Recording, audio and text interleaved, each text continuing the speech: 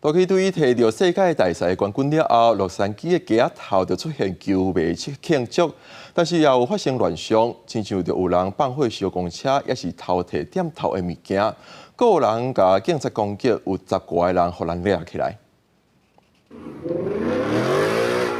洛杉矶的球迷是太欢喜啊！见证道奇伫东华拍赢纽约洋基了后，去街路庆祝，有人放烟火，有人跳起电动车。 街路真侪球迷组织，有人举道奇的旗仔，还有汽车害车尾，要造成大塞车。有球迷甲公车放火，走入去店头放烟火。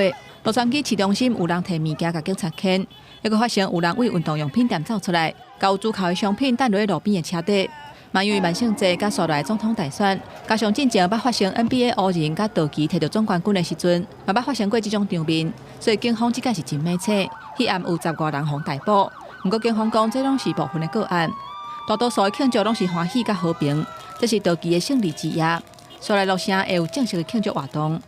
I will be shipping a Dodger jersey to my colleague in New York, Mayor Adams, because he has lost the bet. A parade in downtown Los Angeles and a ticketed event at Dodger Stadium. I again want to urge Angelenos to celebrate responsibly.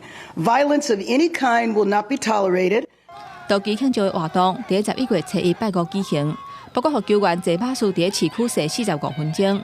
洛城已经呼吁一寡企业，即天尽量改做时点伫厝内做工课，若要出外通勤，尽量坐大众运输。公司新闻黄文玲编译。